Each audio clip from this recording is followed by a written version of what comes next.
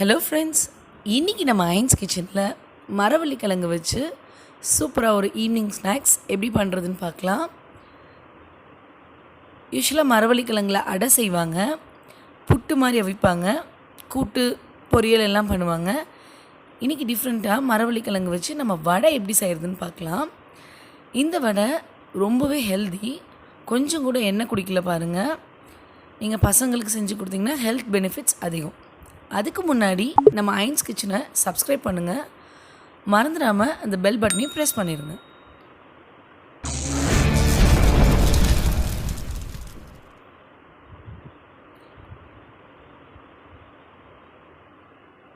இன்றைக்கி வடை பண்ணுறதுக்கு நான் இந்த சைஸில் ஒரு மரவள்ளி கிழங்கு எடுத்திருக்கேன். இதுக்கே உங்களுக்கு 10லேருந்து 15 வடை வரைக்கும் கிடைக்கும். இதோட ஸ்கின்னை சுத்தமாக பீல் பண்ணி எடுத்துகிட்டு உரித்து எடுத்துகிட்டு இந்த மாதிரி திருவி எடுத்துக்கோங்க.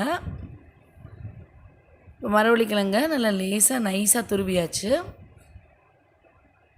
இந்த மரவள்ளி கிழங்கோட நான் 2 டேபிள் ஸ்பூன் கடலை மாவு ஆட் பண்ணுறேன், 2 டேபிள் ஸ்பூன் அரிசி மாவு ஆட் பண்ணுறேன்.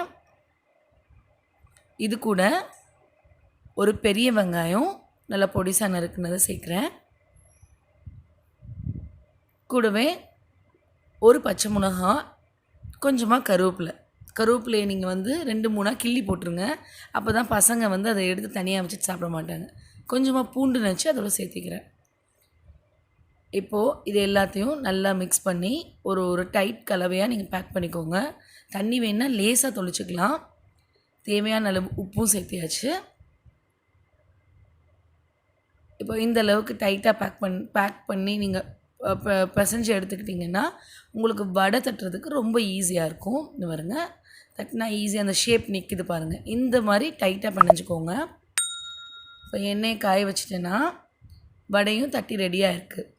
நம்ம எண்ணெய் ஓரளவுக்கு மிதமான சூடு வரும்போது நம்மளோட வடைகளை போட ஆரம்பிச்சிடலாம். எண்ணெய் ரொம்ப சூடாக இருக்கக்கூடாது, அப்புறம் மேல் பாகம் மட்டும் கருகிட்டு உள்ளே வேகாமல் போயிடும். இப்படி ஒவ்வொரு வடையாக நம்ம அடுத்தடுத்து போட்டுகிட்டே வரலாம்.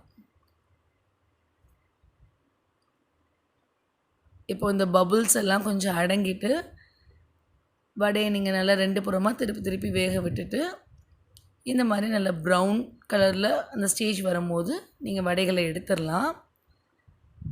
உங்களுக்கு ரொம்பவே ஈஸியாக செய்யலாம். நம்ம டைம் பெருசாக எடுக்காது, திங்ஸ் நிறையா தேவையில்லை, ரொம்பவே ஹெல்த் பெனிஃபிட் அதிகம் இந்த வடையில்.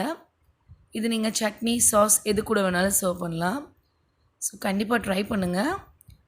மறந்துடாமல் நம்மளோட ஐன்ஸ் கிச்சனை சப்ஸ்கிரைப் பண்ணுங்கள். உங்கள் கமெண்ட்ஸை கமெண்ட் செக்ஷனில் சொல்லுங்கள்.